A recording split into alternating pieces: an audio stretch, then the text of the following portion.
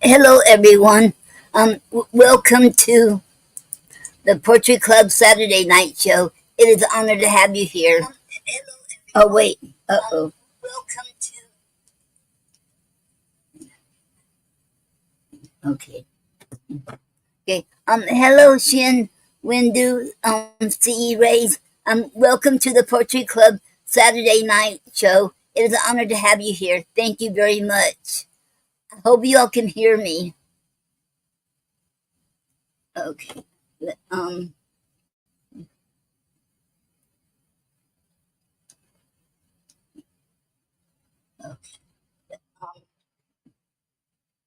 Okay. Okay. And today I'm going to do a book review. I'm going to do it after I read Elizabeth Barrett Browning's poem. Later on, I'll be doing a book review on Don't Cry by Craig A. Kirkland, his book. This is an awesome book, and I'll do the book review after the Elizabeth Barrett Browning's poem. Okay. And welcome. Okay, thank you very much, Inmandu. I'm glad you can hear me.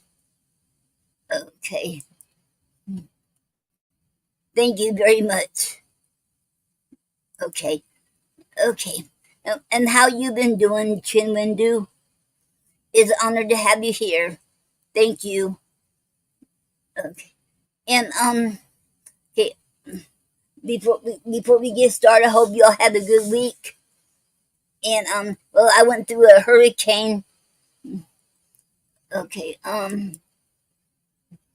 Hello, Diggy, and welcome to the Poetry Club Saturday Night Show.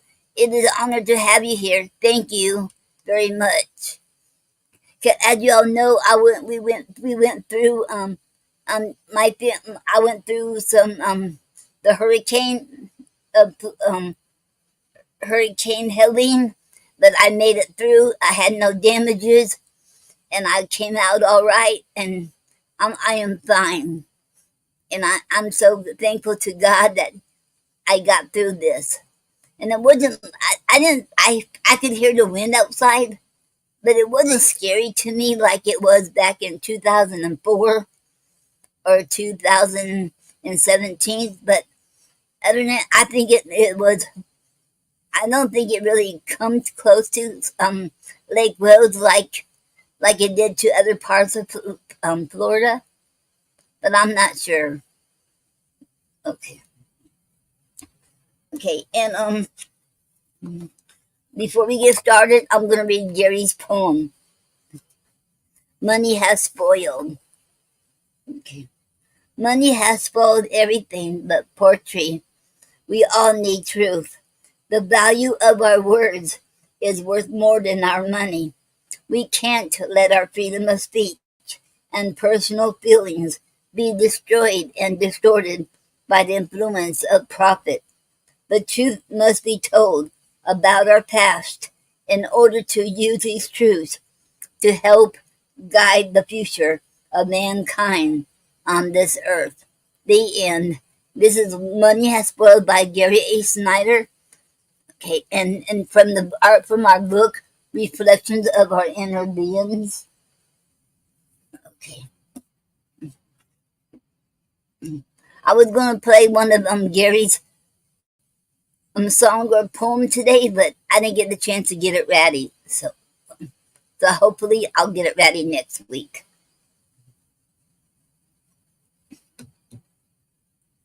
And today I'm going to read from, if I can, I'm going to try to finish the play that I've been reading.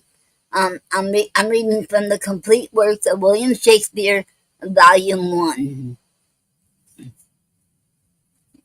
Okay. And I've been reading King Henry VI, Part 3, and if I can, I'll try to finish it today. If not, we'll finish it next week. Because it's only one more act, and as Act 5, we're on Act 5, and there's 7 scenes, so I don't know if I can do it all today. I'll try. Okay. King Henry VI, Part 3, Act 5, Scene 1, Coventry. Enter, okay, enter Warwick, the mayor of Coventry, 2 messengers and others upon the walks. Warwick, where is the post that came from valiant Oxford? How far hence is thy lord, mine honest fellow? First messenger, by this at Dunsmore, marching in hitherward. Warwick, how far off is our brother Montague? Where is the post that came from Montague? Second messenger, by this at Daintree, with a puissant troop. Enter Sir John Somerville. Warwick, say, Somerville, what says my loving son? And by that guess, how nigh is Clarence now? Somerset, Somerville, at Southam, I did leave him with his forces, and do expect him here some 2 hours hence. Drum heard. Warwick, then Clarence is at hand. I hear his drum.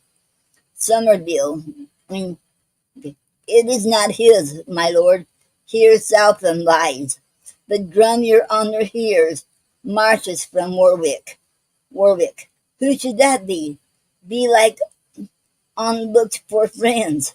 Somerville, they are at hand, and you shall quickly know.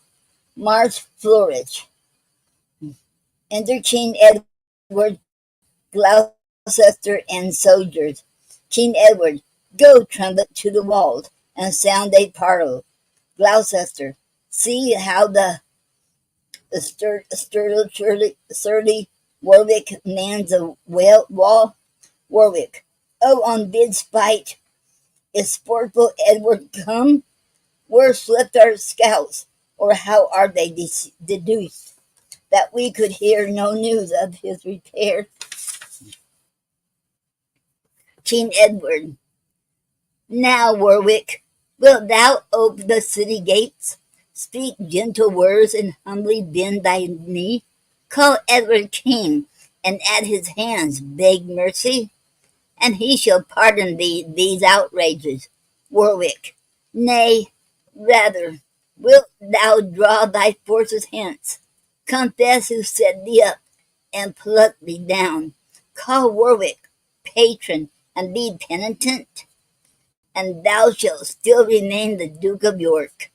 Gloucester, I thought at least he would have said the king, or did he make the jest against his will? Warwick is not a dukedom, sir, a goodly gift. Gloucester, by my faith, for a poor earl to give, I'll do thee service for so good a gift. Warwick, 'twas I that gave the kingdom to thy brother, King Edward. Why then 'tis mine, if but by Warwick's gift. Warwick, thou art no Atlas for so great a weight, and weakling Warwick takes his gift again. And Henry is my king, Warwick his subject. King Edward, but Warwick's king is Edward's prisoner. And gallant Warwick, do but answer this. What is a body when the head is off? Gloucester, alas, that Warwick had no more forecast, but whilst he thought to steal the single 10, the king was silly fingered from the deck. You've left poor Henry at the bishop's palace, and 10 to 1 you'll meet him in the Tower. King Edward, 'tis even so, yet you are Warwick still. Gloucester, come, Warwick, take the time. Kneel down, kneel down. Nay, when? Strike now, or else the iron cools. Warwick, I had rather chop this hand off at a blow, and with the other fling it at thy face, than bear so low a sail to strike to thee. King Edward, sail how thou canst, have wind and tide thy friend. This hand, fast wound about thy coal black hair, show whiles thy head is worn and new cut off. Write in the dust this sentence with thy blood. Wind changing Warwick now can change no more. Enter Oxford with drum and colours. Warwick, oh cheerful colours, see where Oxford comes. Oxford, Oxford, Oxford for Lancaster. He and his forces enter the city. Gloucester, the gates are open. Let us enter too. King Edward, so other foes may set upon our backs. Stand we in good stray, for they no doubt will issue out again and bid us battle. If not, the city being but of small defence, will quickly rouse the traitors in the same. Warwick, oh welcome, Oxford, for we want thy help. Enter Montague with drum and colours.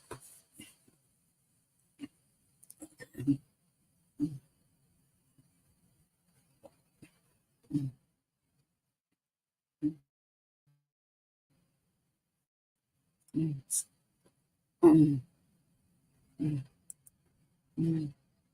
Hello, Kim, and welcome to the Poetry Club Saturday night show.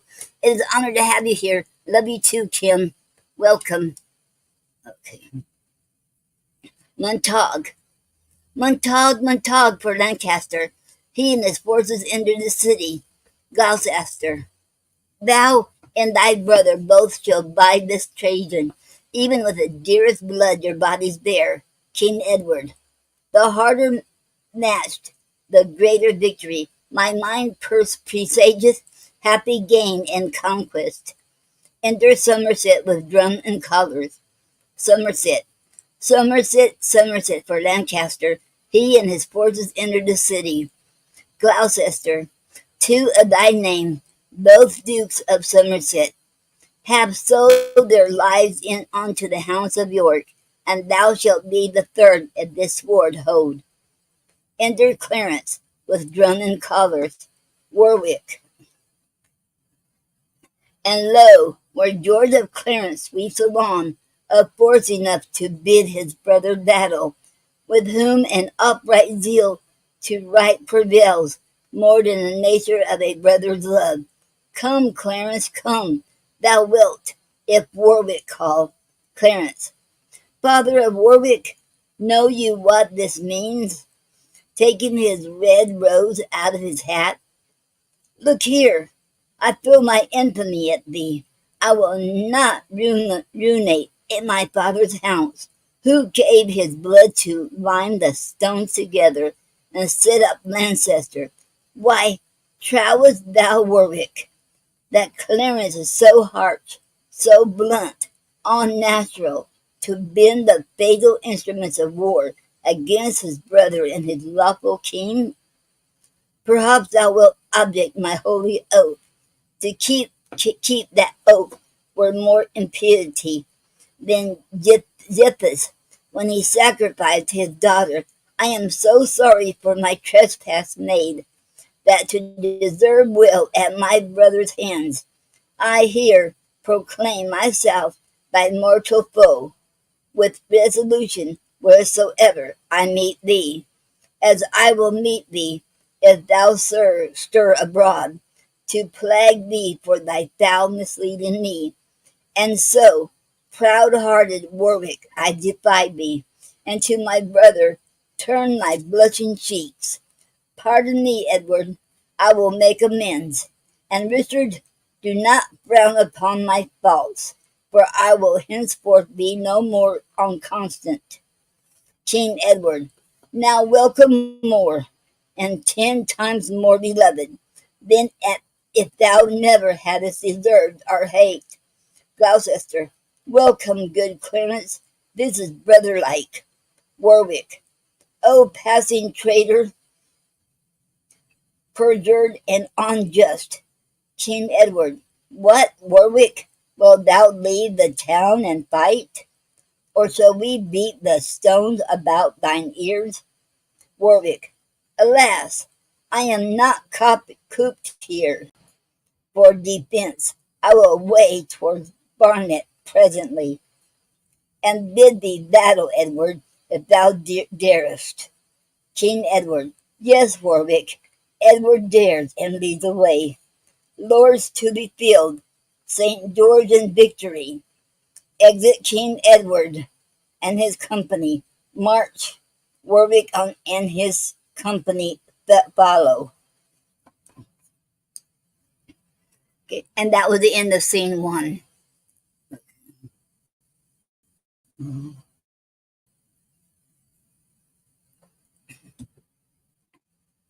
Okay.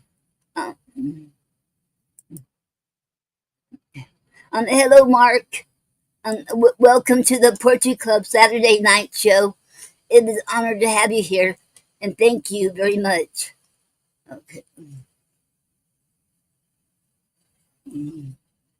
Okay.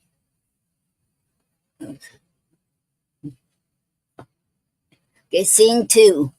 A field of battle near Barnet. Alarum and excursions. Enter King Edward, bringing forth Warwick wounded. King Edward. So lie thou there, die thou, and die our fear. For Warwick was a bug that feared us all. Now, Montague, sit fast. I seek for thee, that Warwick's homes may keep thine company. Exit. Warwick. Ah, who is nigh? Come to me, friend or foe, and tell me who is victor, York or Warwick. Why ask I that? My mangled body shows, my blood, my want of strength. My sick heart shows that I must yield my body to the earth, and by my fit fall, the conquest to my foe. Thus yields a cedar to the axe's edge, whose arms gave shelter to the princely eagle, under whose shade the ramping lion slept, whose top branch overpeered Jove's spreading tree, and kept low shrubs from winter's powerful wind. These eyes, that now are dimmed with death's black veil, have been as piercing as the midday sun to search the secret treasures of the world. The wrinkles in my brows, now filled with blood, were likened oft to kingly sepulchres. For who lived king, but I could dig his grave? And who durst smile when Warwick bent his brow? Lo, now my glory, smeared in dust and blood, my parks, my walks, my manners that I had, even now forsake me, and of all my lands is nothing left me but my body's length. Why, what is pomp, rule, reign, the earth and dust? And live we how we can, yet die we must. Enter Oxford and Somerset. Somerset. Ah, Warwick, Warwick, wert thou as we are, we might recover all our loss again. The Queen from France hath brought a puissant power. Even now we heard the news. Ah, couldst thou buy Warwick? Why then I would not fly. Ah, Montague, if thou be there, sweet brother, take my hand, and with thy lips keep in my soul a while.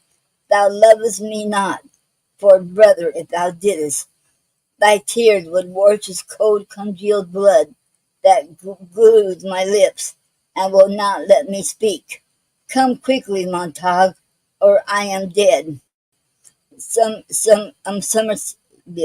Ah, Warwick, Montague hath breathed his last, and to the latest gasp cried out for Warwick, and said, commend me to my valiant brother, and more he would have said, and more he spoke, which sounded like a clamour in a vault that might not be distinguished, but at last I will might hear, delivered with a groan. Oh, farewell, Warwick, Warwick, sweet, real sweet rest his soul. Fly, lords, and save yourselves. For Warwick bids you all farewell to meet in heaven. Dies. Oxford, away, away to meet the Queen's great power. Here they bear away his body. Exit. And that was the end of scene two. Okay. Mm,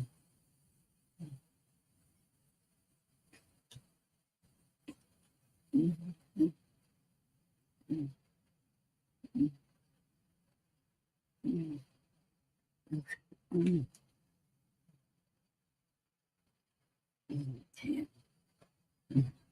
Now scene three. Another park at another part of the field. Flourish. Enter King Edward in triumph, with Gloucester, Clarence, and the rest. King Edward. Thus far our fortune keeps an upward course, and we are graced with wreaths of victory. But in the midst of this bright shining day, I spy a black, suspicious, threatening cloud that will encounter with our glorious sun, ere he attain his easeful western bed. I mean, my lords, these powers that the Queen hath raised in Gallia have arrived our coast, and as we hear, march on to fight with us. Clarence. A little gale will soon disperse that cloud and blow it to the source from whence it came. The very beams will dry those vapors up, for every cloud engenders not a storm. Gloucester. The Queen is valued 30,000 strong, and Somerset, with Oxford, fled to her. If she have time to breathe, be well assured her faction will be full as strong as ours. King Edward.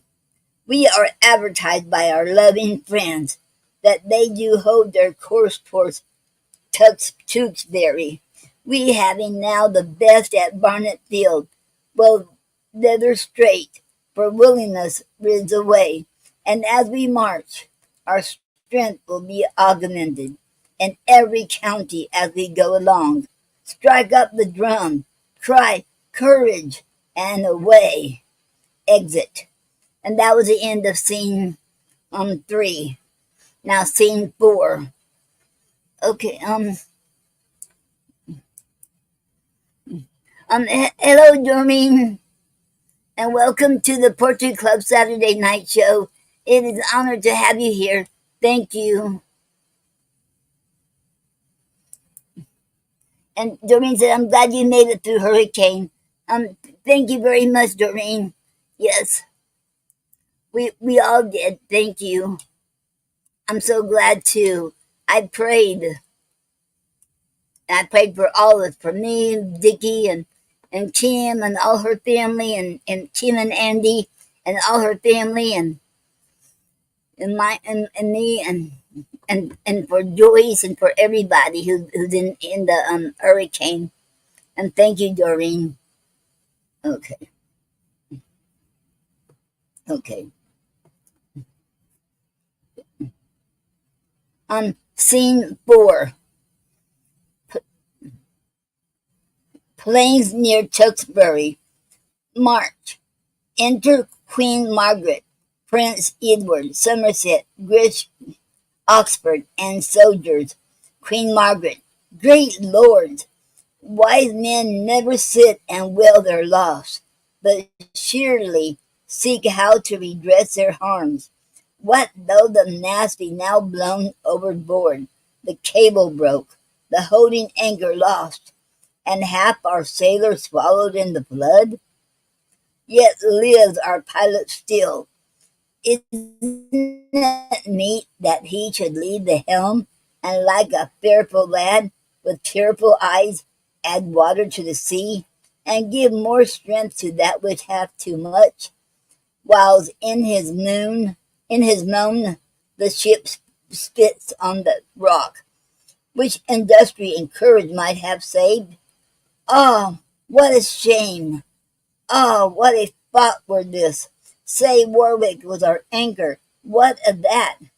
And Montague our topmast, what of him? Our slaughtered friends, the tackles, what of these? Why is not Oxford here another anchor, and Somerset another goodly mast? The friends of France are shrouds and tacklings, and though unskilful, why not Ned and I, for one's allowed the skilful pilot charge?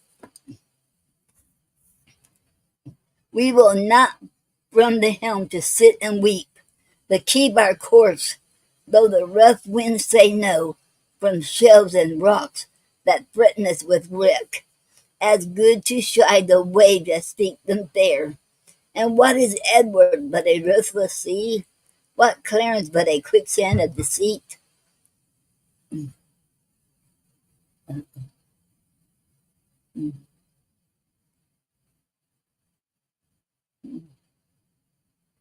mm. So, and Richard but a mm, mm. and Richard um but a but a ragged fatal rock. All these the enemies to our poor bark. Say, you can swim. Alas, this but a while. Tread on the sand. Why there you quickly sink beside the rock. The tide will wash you off, or else you famish. There's a threshold, threefold death. This speaks I, lords, to let you understand, if case some one of you would fly from us, that there's no hope for mercy with the brothers, more than with ruthless waves, with sands and rocks. Why, courage then, what cannot be avoided, 'twere childless weakness to lament or fear. Prince, methinks a woman of this valiant spirit should, if a coward heard her speak these words, and fuse his breast with magnanimity, and make him naked, foil a man at arms. I speak not this as doubting any here, for did I but as suspect a fearful man, he should have leave to go away betimes, lest in our need he might infect another, and make him of like spirit to himself. If any such be here, as God forbid, let him depart before we need his help. Oxford. Women, and children of so high a courage, and warriors faint, why, 'twere perpetual shame. O brave young prince, thy famous grandfather doth live again in thee. Long mayest thou live to bear his image and renew his glories.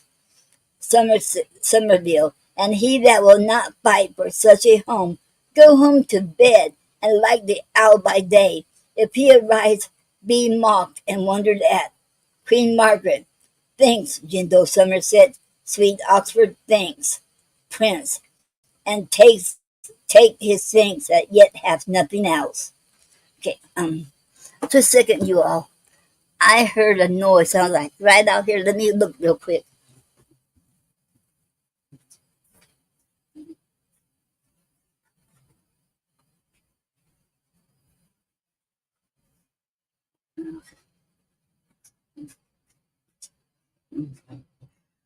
I don't see nothing out there, but if you saw me listening, looking around, because I thought I heard something out there, but let me look out back real quick. It sounded so close here.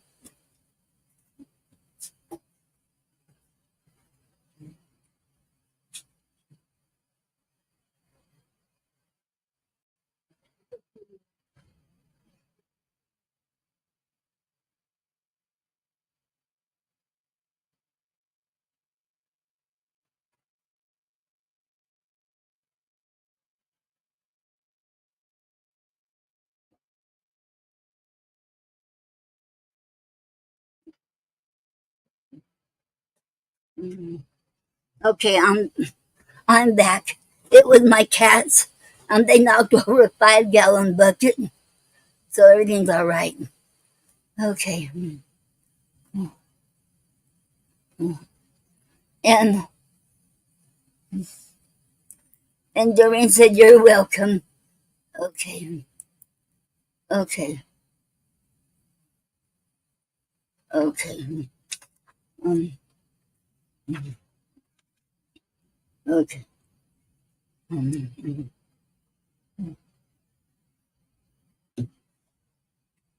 okay.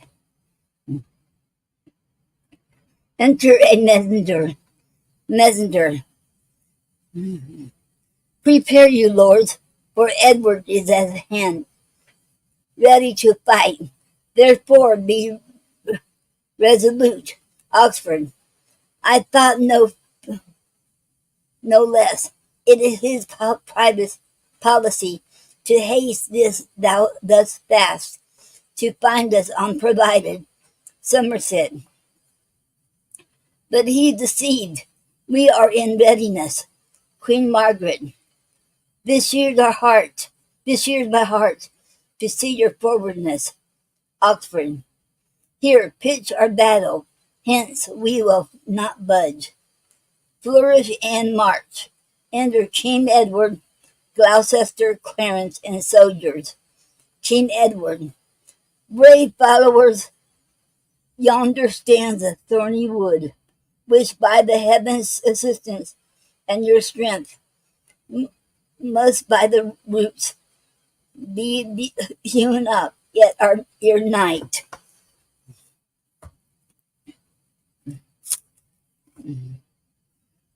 I need not add more fuel to your fire, for well I want you blaze to burn them out. Give signal to the fight and to it, lords. Queen Margaret. Lords, knights, and gentlemen, what I should say, my tears gainsay, for every word I speak. Ye see, I drink the water of mine eyes. Therefore, no more but this.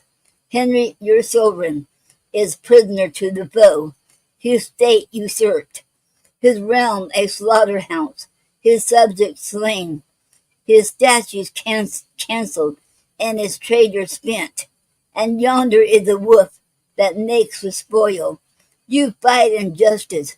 Then in God's name, lords, be valiant and give signal to the fight. Alarum, retreat, excursions, and exit. That was the end of scene 4. Scene 5.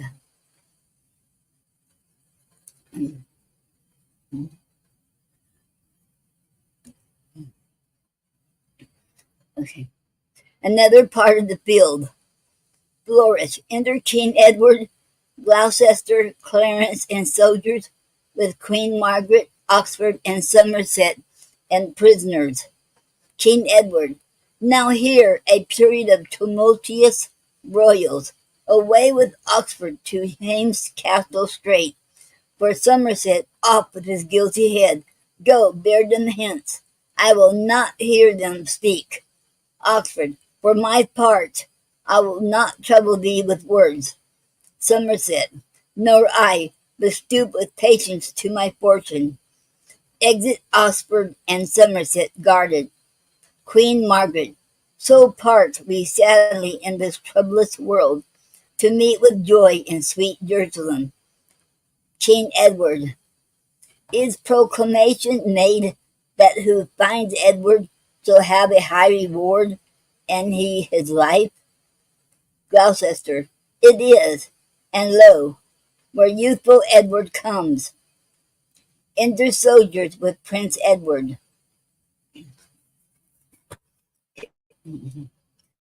King Edward. Bring forth the gallant. Let us hear him speak.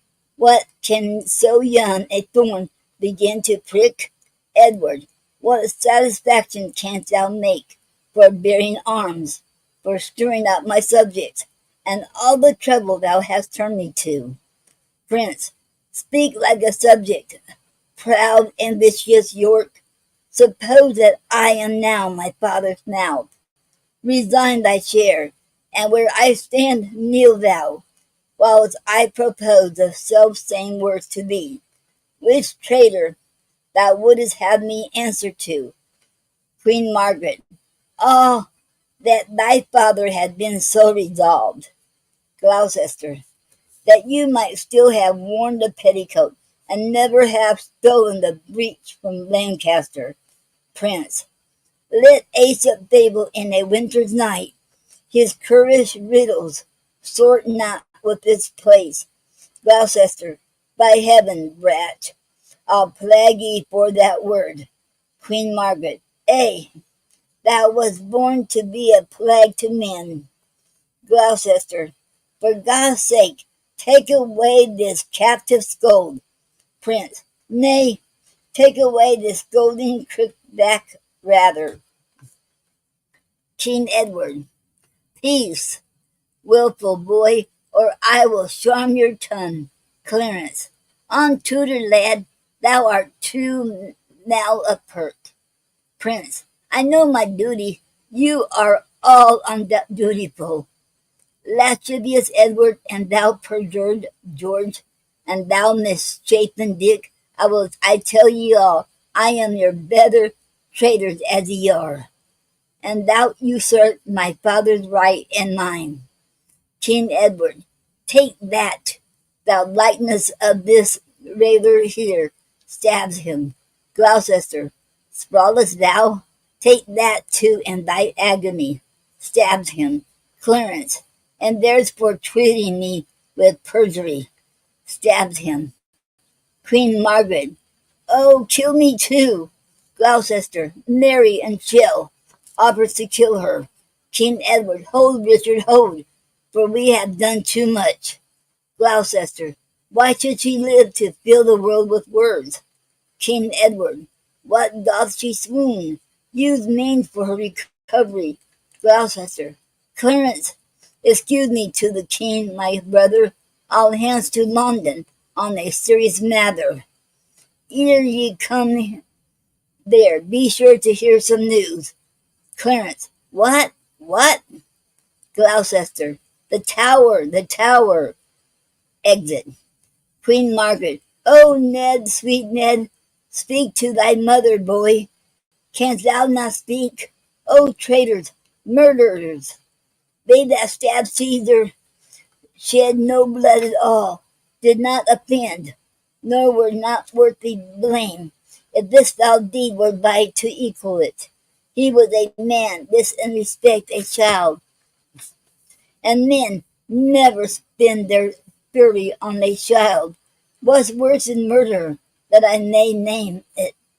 No, no, my heart will burst, and if I speak, and I will speak, that so my heart may burst. Butchers and villains, bloody cannibals, how sweet a plant have you untimely cropped. You have no children, butchers. If you had, the thought of them would have stirred up remorse. But if you ever chance to hear it have a child, look in his youth, to have him so cut off as Desmond, you have rid the sweet young prince. Okay.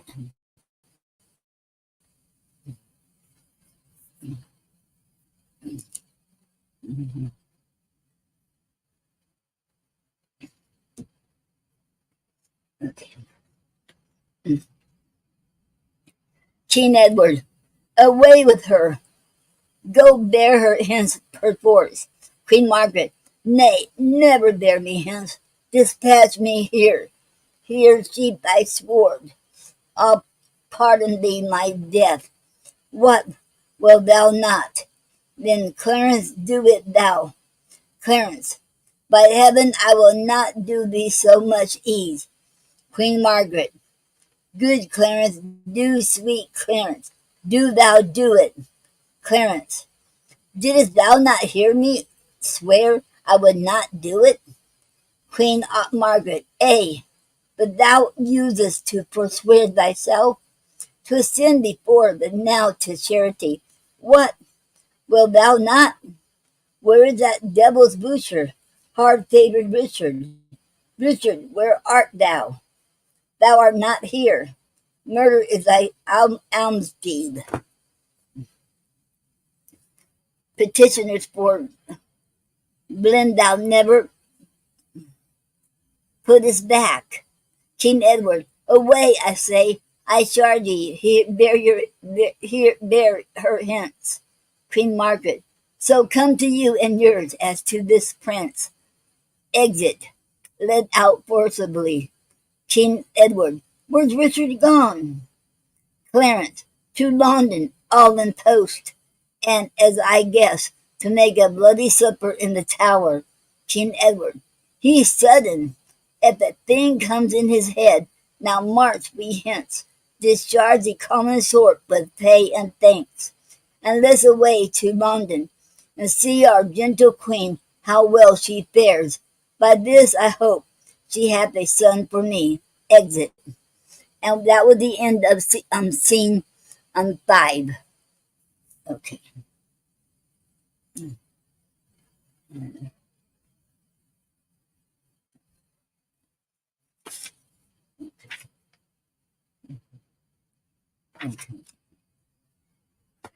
Scene 6.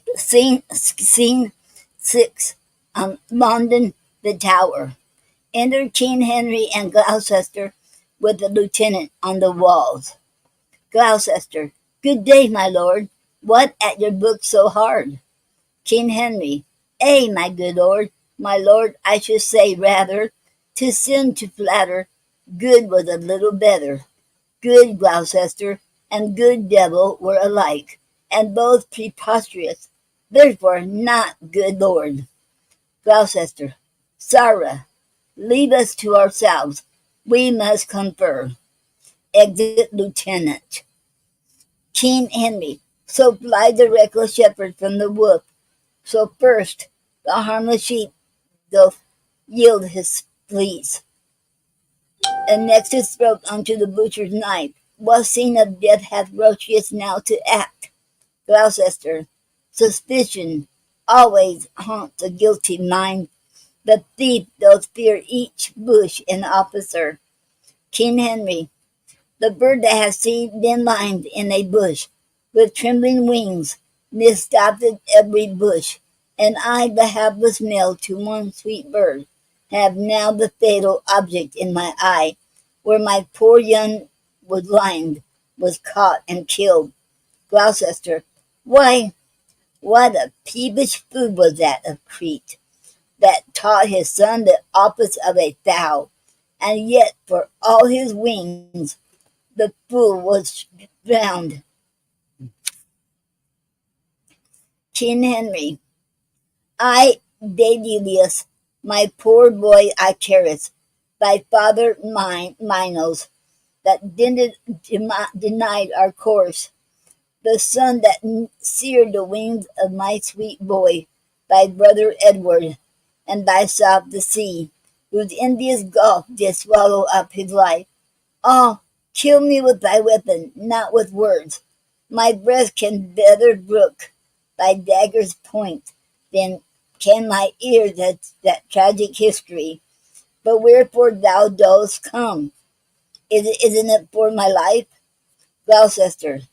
Thinkest thou I'm an executioner? King Henry. A persecutor, I am sure thou art, if murdering innocents be executing. Why then, thou art an executioner. Gloucester. Thy son I killed for his presumption. King Henry. Hadst thou been killed when first thou didst presume, thou hadst not lived to kill a son of mine. And thus I prophesy that many a thousand which now mistrust no parcel of my fear, and many an old man's sigh, and many a widow's, and many an orphan's water-standing eye, men for their sons, wives for their husbands, and orphans for their parents, timeless deaths, shall rue the hour that ever thou wast born. The owl shrieked at thy birth, an evil sign. The night crow cried, a boding luckless time. Dogs howled, and hideous tempest shook down trees. The raven rooked her on the chimney's top, and shattering pipes and dismal discords sung. Thy mother felt more than a mother's pain, and yet brought forth less than a mother's hope, to wit, an indigested and deformed lump, not like the fruit of such a goodly tree. Teeth hadst thou in thy head when thou wast born, to signify thou camest to bite the world. And if the rest be true, which I have heard, thou camest. Gloucester. I'll hear no more thy prophet in thy speech. Stabs him. For this amongst the rest was I ordained. Queen Henry. Ay, and for much more slaughter after this. O God, forgive my sins and pardon thee. Dies. Gloucester. What will the aspiring blood of Lancaster sink in the ground? I thought it would have mounded. See how my sword weeps for the poor king's death. Oh, may such purple tears be always shed from those that wish the downfall of our house. If any spark of life be yet remaining, down to hell, and say I sent thee thither. Stabs him again. I that have neither pity, love, nor fear. Indeed, 'tis true that Henry told me of, for I have often heard my mother say, I came into the world with my legs forward. Had I not reason, think ye, to make haste and seek their ruin that usurped our right? The midwife wondered, and the woman cried, O Jesus, bless us! She is born with teeth. And so I was, which plainly signified that I should snarl and bite and play the dog. Then, since the heavens have shaped my body so that hell may crooked my mind to answer it, and I have no brother, I am like no brother, and this word love, which great beards call divine, be resident in men like one another, and not in me. I am myself alone. Clarence, beware, thou keepest me from the light.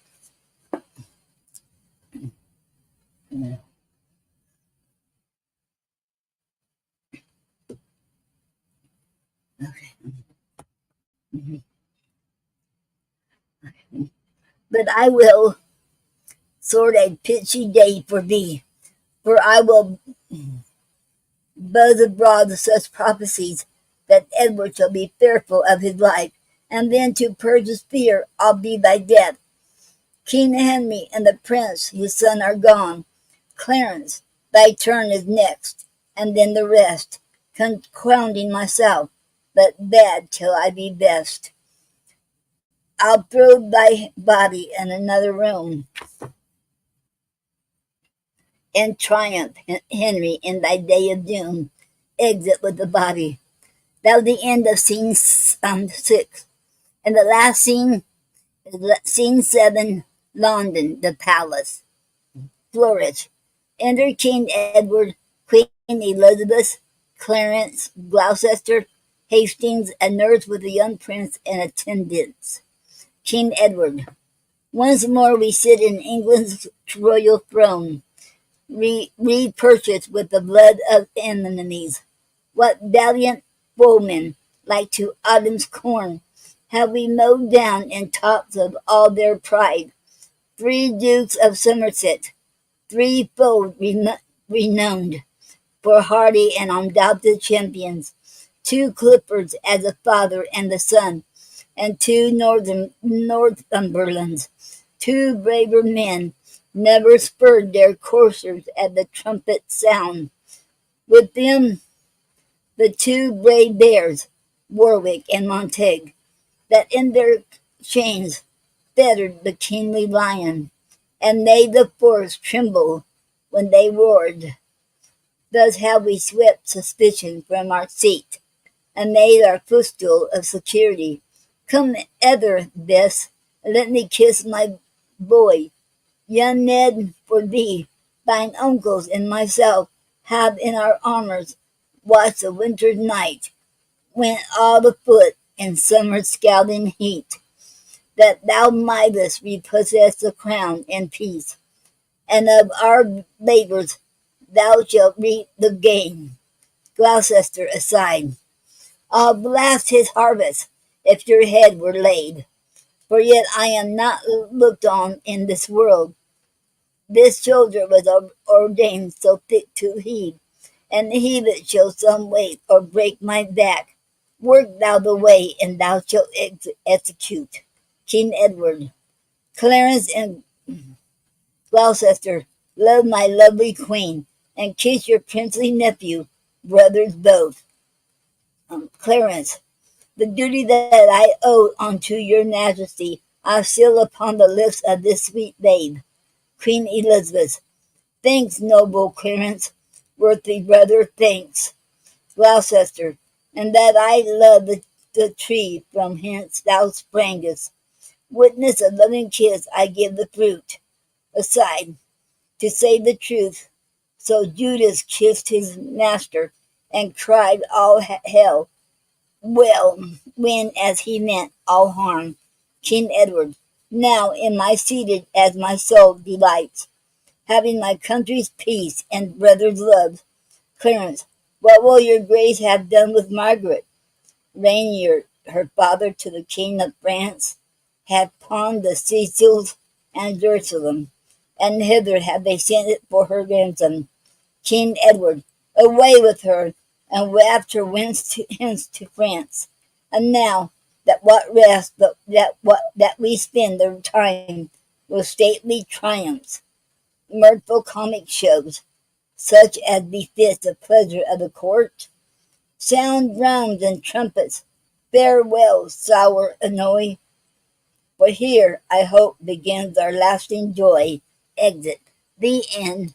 And that was the end of King Henry VI, Part 3. Now, next week, next Saturday, I'll start the play called King Richard III. Okay.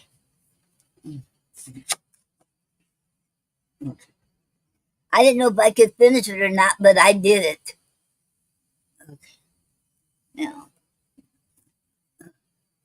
Mm-hmm.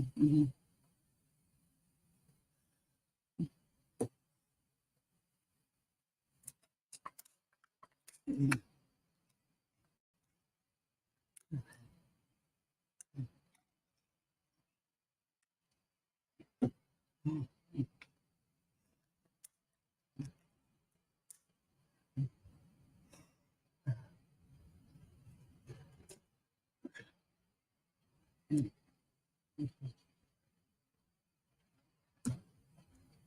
And I was reading from the complete works of William Shakespeare, Volume 1. And what I just finished was King Henry VI, Part 3, and that would be in the 1, 2, 3, 4, 5, 6, 7, 8. So I read 8 plays already, and then next will be Richard III, and then Romeo and Juliet will be next. Because I know a lot of y'all, I think about everybody studied Romeo and Juliet in school. I know I did. I don't know about all schools, but I never studied it, Romeo and Juliet in school. Yeah. Okay. What? Okay.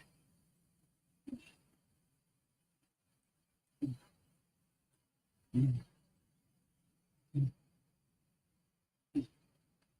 mm, um, okay. I'm going to read Elizabeth Barrett Browning's poem called "The Romaunt of the Page." And romaunt is a absolutely word now.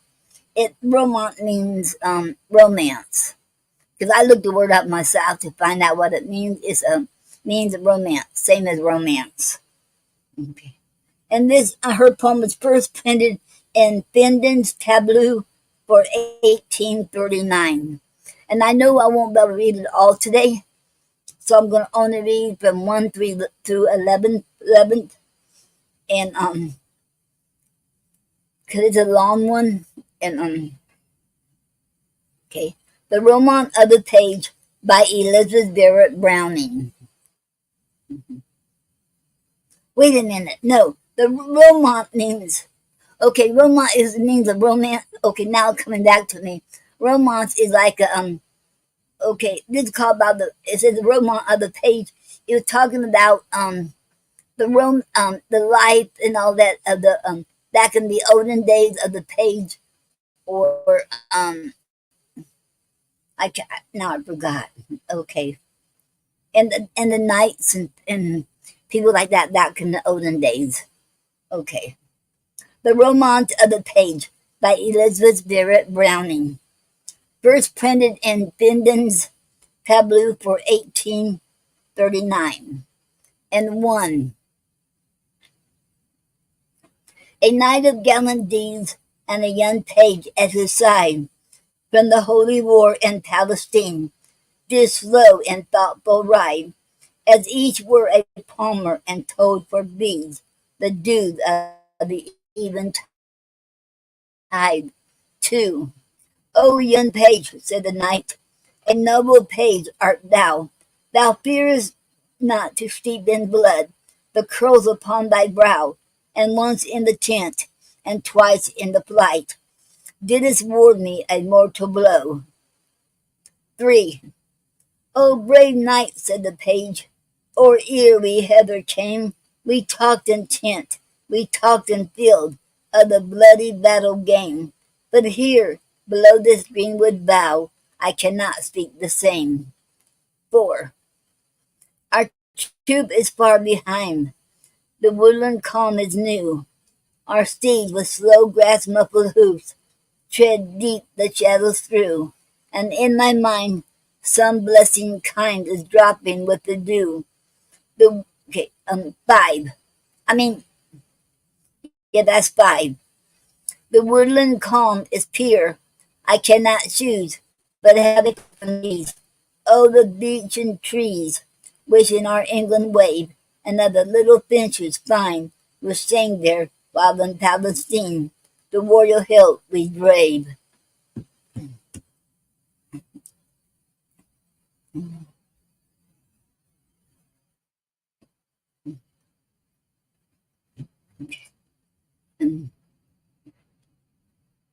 Sixth, methinks a moment's gone. I heard my mother pray. I heard, Sir Knight, the prayer for me, wherein she passed away. And I know the heavens are leaning down to hear what I shall say. 7. The page spake calm and high, as of no mean degree. Perhaps he felt in nature's broad, full heart, his own was free. And the knight looked up to his lifted eye, then answered smilingly. 8. Sir Page, I pray your grace, certes, I meant not so to cross your pastoral mood, Sir Page, with the crook of the battle bow, but a knight may speak of a lady's face. I win in any mood or place, at the breath I'll go. And this I meant to say, my lady's face shall shine, as ladies' faces use, to greet my page from Palestine, or speak she fair, or prank she gay, she's no lady of mine.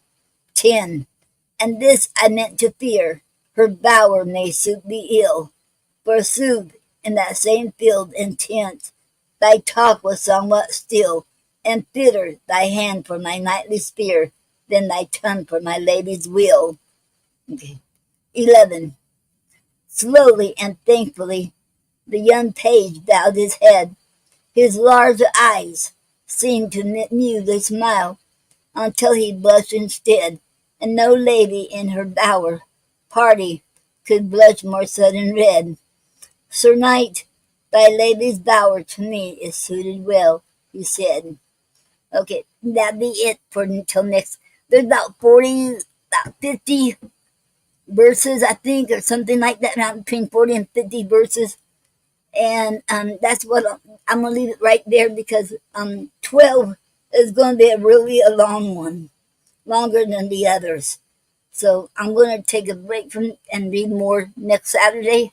I don't know if I can finish next Saturday, but like I said, it's between 40 and 50 verses. Okay. Okay, and like I told you all, I'm going to do a book review today too. Okay, I've got to get me some water first. Okay.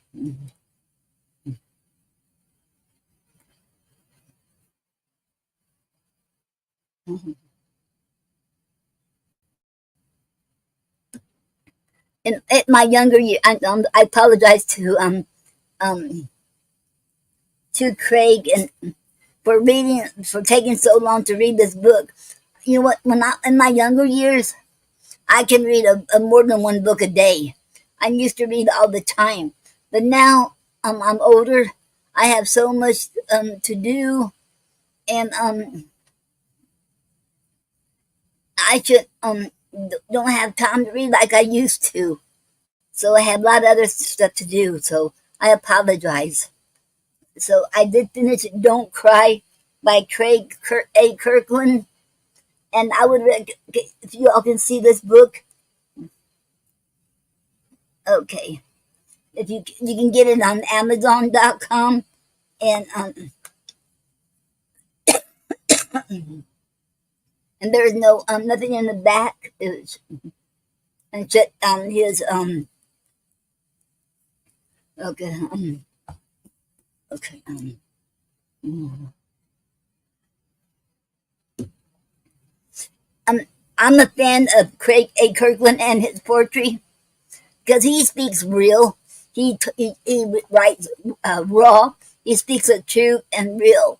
You know, he talks. I love his poetry because he tells like it is. He don't let nothing, no punches. Um, and in his poetry in this book, he gives advice. He talks like it is.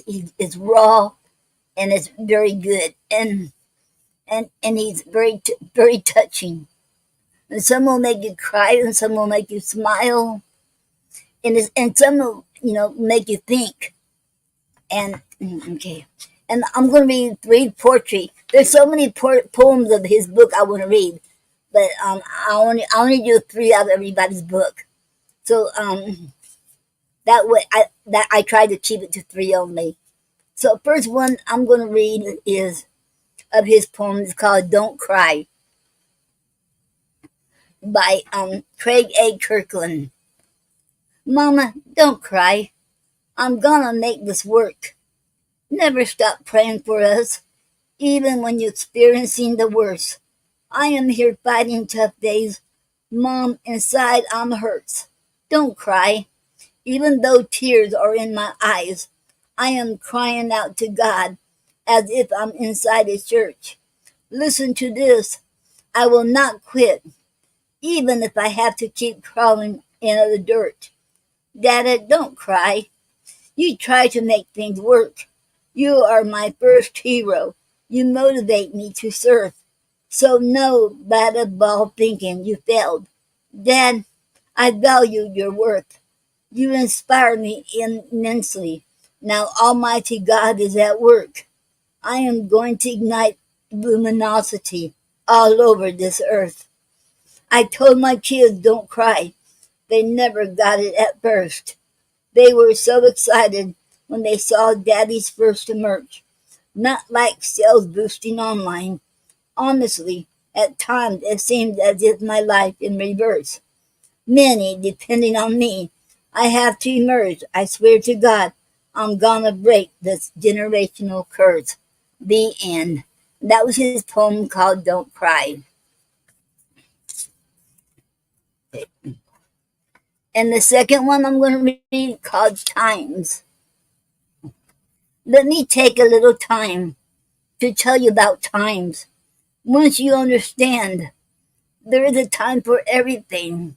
You will realize how much to appreciate time.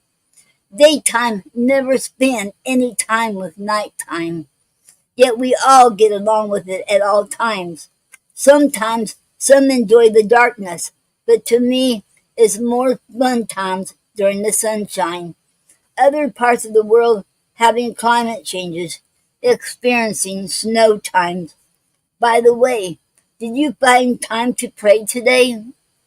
There will be that time when our loved ones are no longer in sight.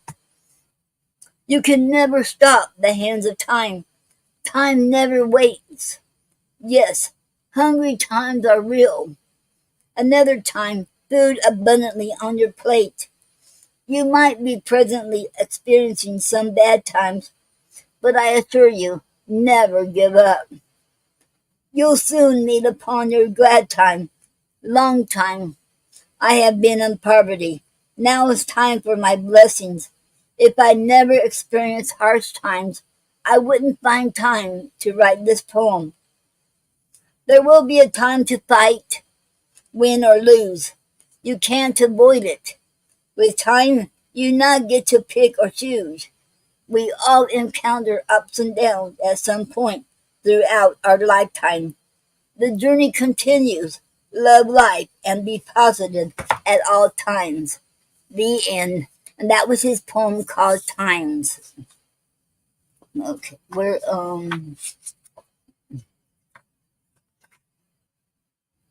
okay, here's the third one. Okay, not a mistake. You're not a mistake. Never ever think that you were a mistake in anyone's life. Never think you are mistakenly placed among people who have not treated you right.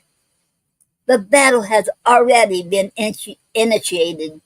It wasn't a mistake, so you must fight. Victoriously, you are a winner. That's what I like. Never regret the tapes you missed. If you missed out for a bit, there is still time to make it right. Your journey might be long and complicated. You will be all right. Your journey continues. You have many a hearts to ignite. This was written specifically for you. It wasn't a mistake when I write. Please share a smile today, knowing that you are the light. The end. I love this poem. I love all these poems in this book, and he's really good. He's very talented. He has a gift from God on this poetry.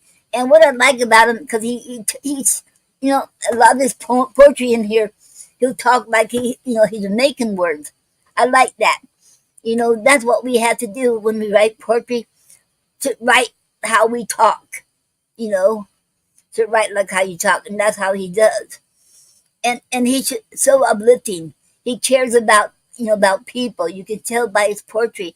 There's some poetry in here I would not read to y'all because, for one reason only, because it wouldn't be the same if I read it. It has to be him reading it. And that's why there's some I wouldn't read, because I couldn't give you all the way he reads it. He has a stage of touch way he reads, so I could never be that way. So so if you haven't got your book, if you haven't read his book yet, you can still get it on Amazon. This is his very first book he ever put out, and he's working on his second book. And this is called Don't Cry by Craig A. Kirkland. And a lot of y'all know him by his stage name, Great Amaziah, or Amaziah the Great. And also you'll see his shows every Sunday night at 6 p.m. on YouTube, Amaziah the Great. Okay. And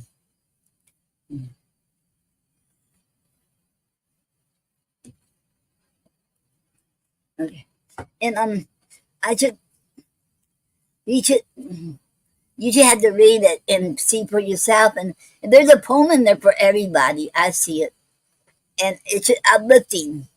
Yeah, some will make you cry, make you think, and will make you smile. And this is an awesome book, and I give it a 5. And I'm gonna, since he asked me to do a YouTube, not YouTube, do a video on this, so I will be doing a video on it too, a separate. I probably do that tomorrow, and I don't know yet. Okay. So go get your book if you haven't yet, and you won't regret buying this book. Don't Cry by Craig A. Kirkland. Thank you, Craig, thank you, Craig, for allowing us to read your poetry in this book. Thank you.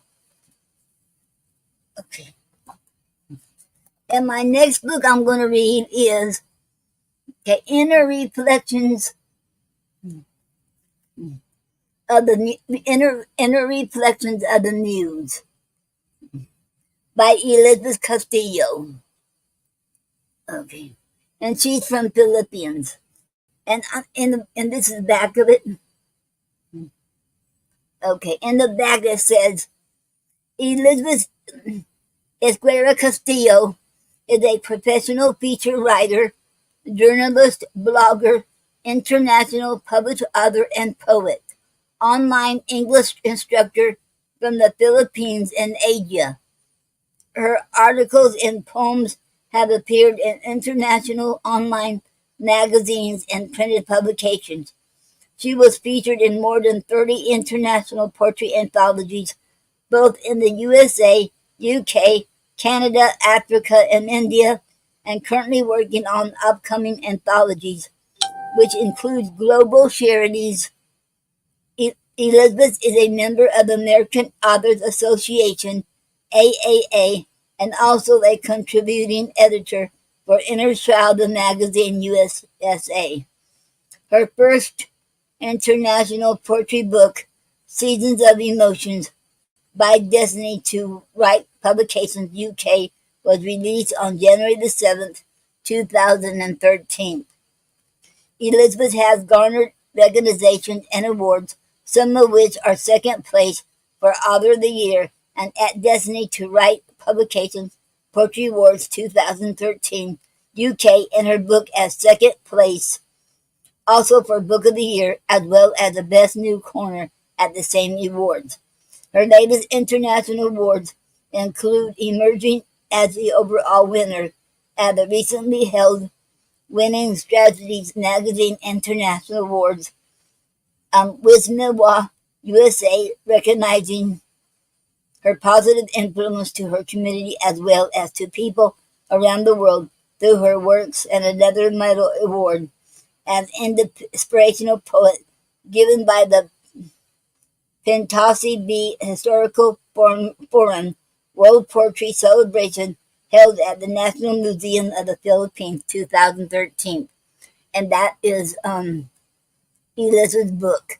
That her book is next. And after I read hers, then I'm gonna read Uma's.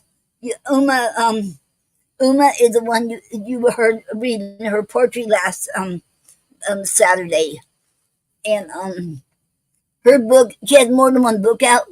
I have this one right now. A Few Poems from My Heart by Uma Poshampali Goparaju. I hope I'm pronouncing your name right, Uma. And that's her book right there. I hope y'all can see this. Okay. In the back, this is the back of it. And the back is her poem. It says, when the little bird coos, when the cool breeze flows, when the mockingbirds echo, when the clouds fly away, when seasons change, when your guide comes late, what happens? What goes on in one's mind? How would I respond to such things? Go on, turn the pages and look into the window of my mind, my heart, my soul.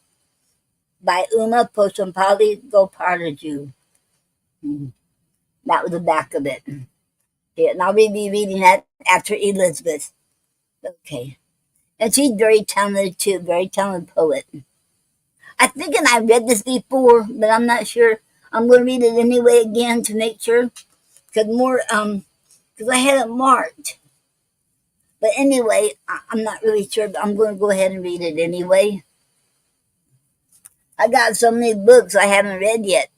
So I'm not going to buy any more books anytime soon because I have to catch up on the books I have here to read.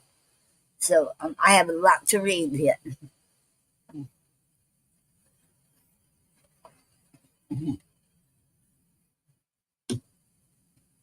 Okay, now um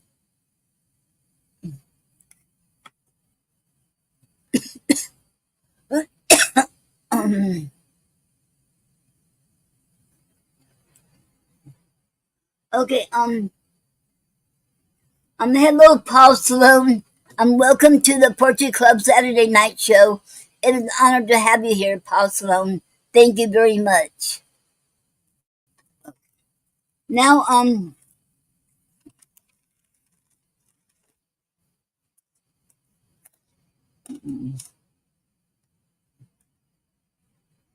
oh wait, where'd it go? Uh-oh.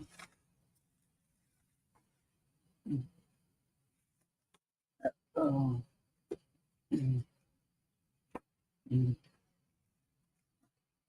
Okay, I left it right there. Okay.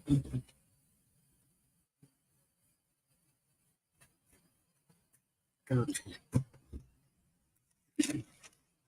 Okay.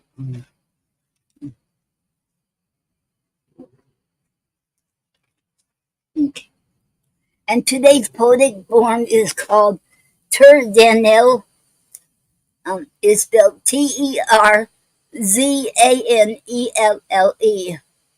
And the Terzanel is a traditional poetry form.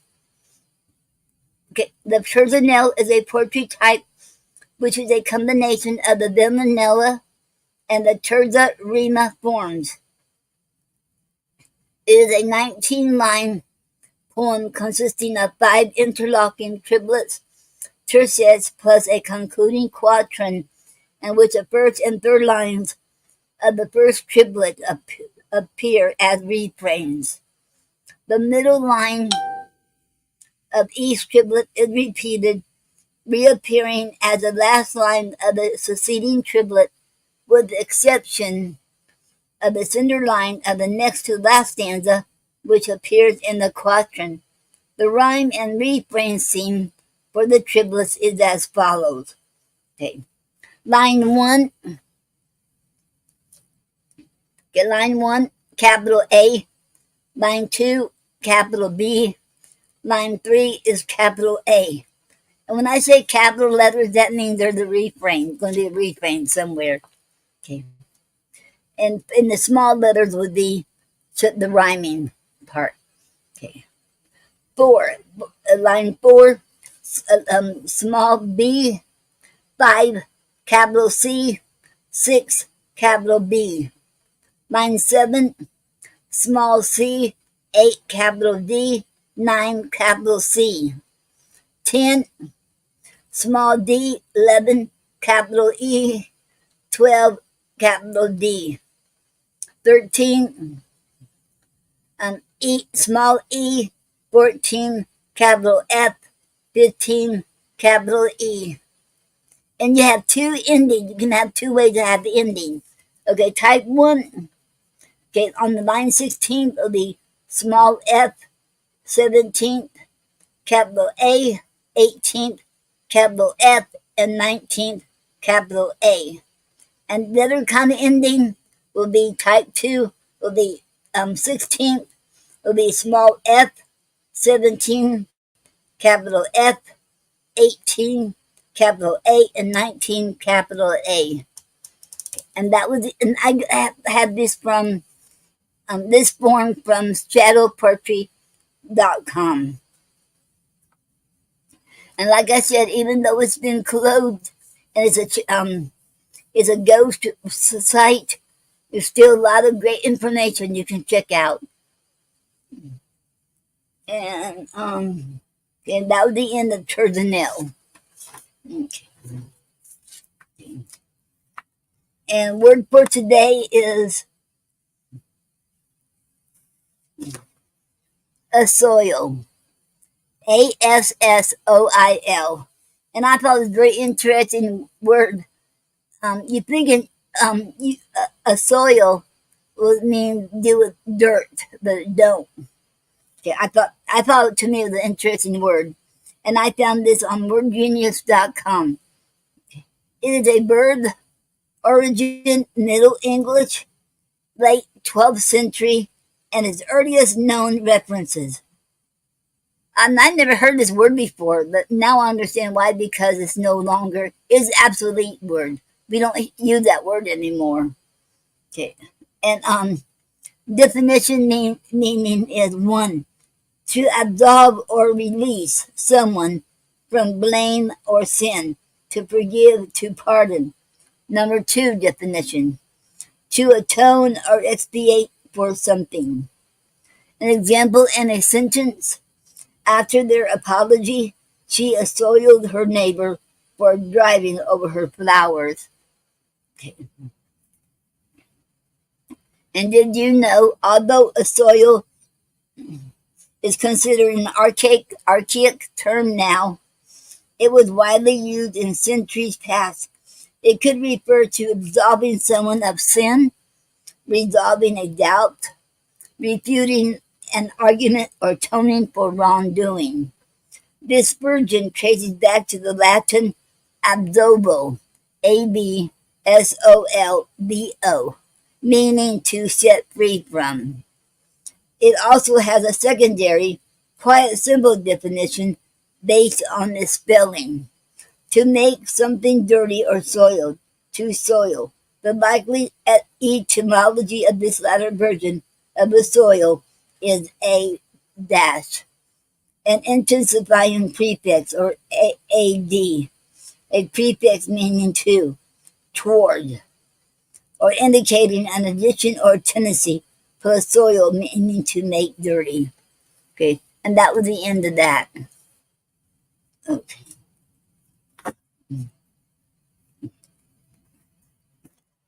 Okay. And if anybody wants to come up here and read their poetry, or have any projects they want to talk about, or talk about their books coming out, or about their books already out, or any events coming up, you are more welcome. Or if you want to talk, you can come on here, and I will put the number on here.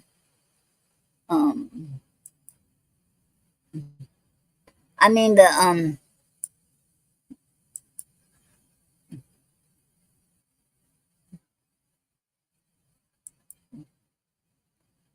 not number, but the link. Okay. Okay. Um,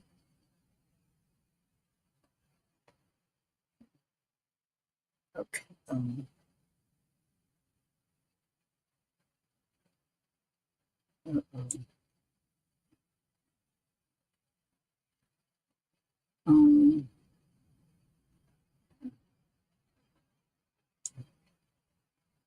mm, mm, okay.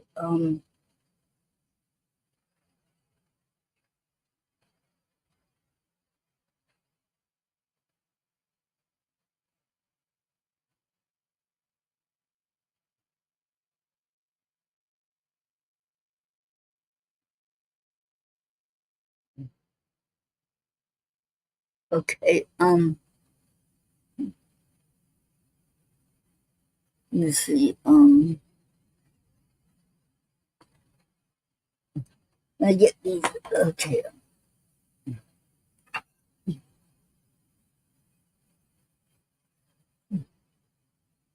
Um,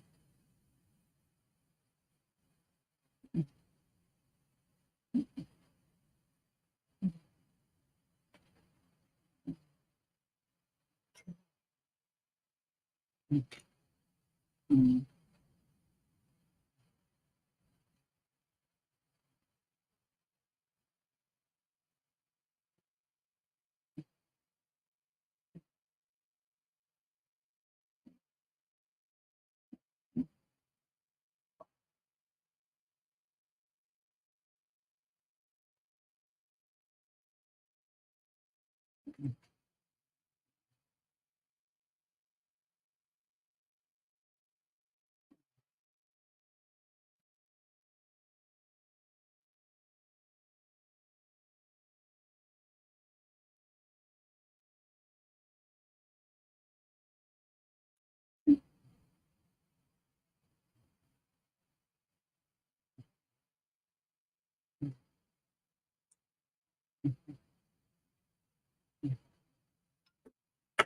And that'll take you right into the if you want to comment that so you can either click on the link and take you right where I'm at, or you can copy and paste it and put in your address bar, and it'll take you right there where you're at. If you want to come on here, okay, and I'll give you a few minutes.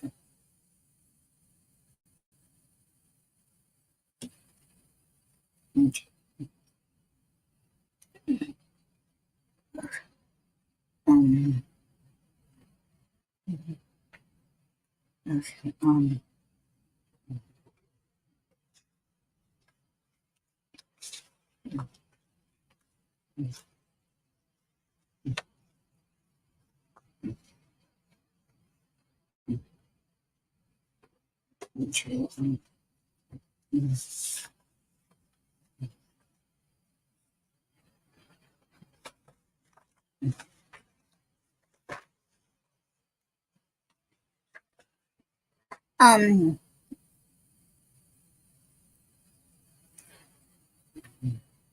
and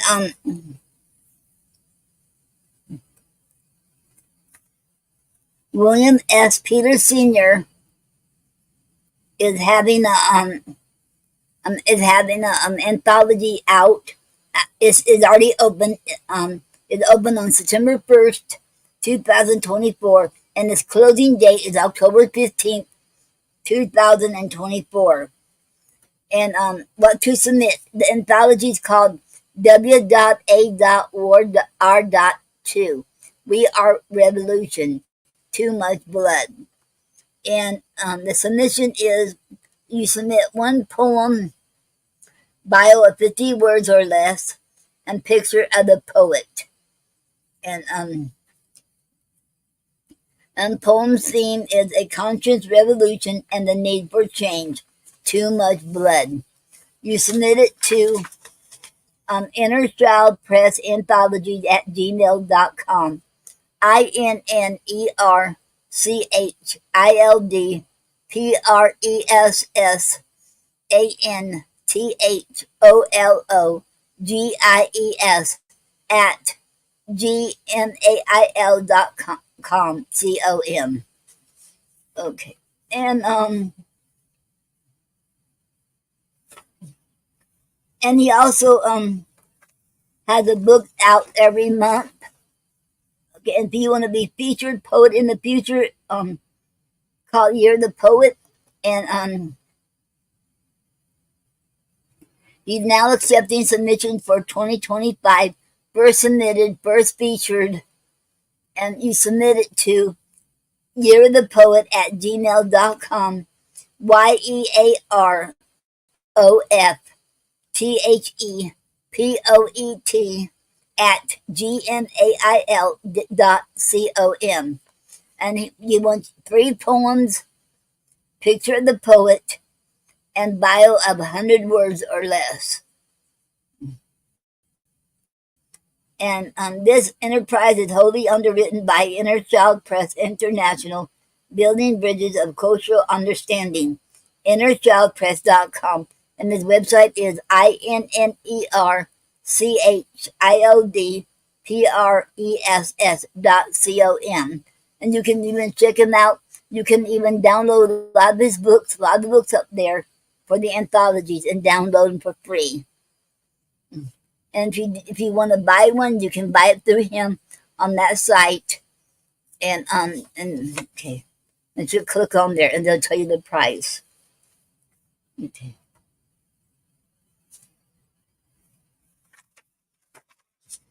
Okay, and I'm getting out of breath, so I'll have to tell you more more events next week. I mean next Saturday. Okay. And I got one more thing to say. If you want to get involved in, I will send out. I'll be making the flyer pretty soon for the Poetry Club joins 100,000 Poets for Change. We're going to have it on a Sunday, either November 9th or 10th. It'll be on a Sunday. Okay, and I'll tell you all the time pretty soon. Okay.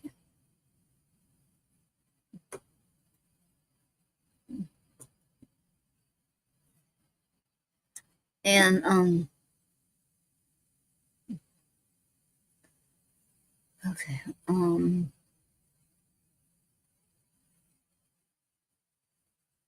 Okay, I don't think anybody's on right now. So I'm gonna close out and okay, let me get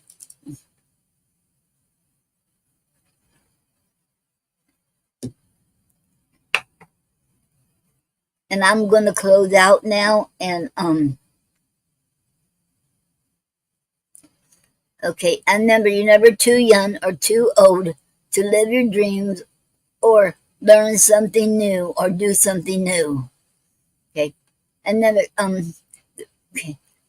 I love you all and so does God. Remember, have a good day, have a good evening, and have a good night, have a good weekend, and have a good week. And for the ones who are still in the hurricane, going through the hurricane or going through bad storms, I'm praying for y'all. Please be safe and be safe. And if you're traveling, be safe and stay safe. I'm praying for you all. And thank you all for being here. And I want to thank everybody for being here. It's hard to say everyone's name right now, so thank you all for coming today. It's my pleasure to have you all here, and it's an honor. Thank you all. Okay, God bless you all, each of y'all. Have a good night. And you've been listening to the Potpourri Club Saturday Night Show, September the 28th, 2024. And I am your host, Noreen Snyder, or Noreen Ann Snyder. Thank you all. And oh, before I forget, okay, I will be back to answer y'all individually, but first I gotta check on my cats, get them food, and then I gotta eat supper, and then I'll be back on here on Facebook. Then I'll come back on Facebook. Thank you all. Okay. Okay. Have a great night.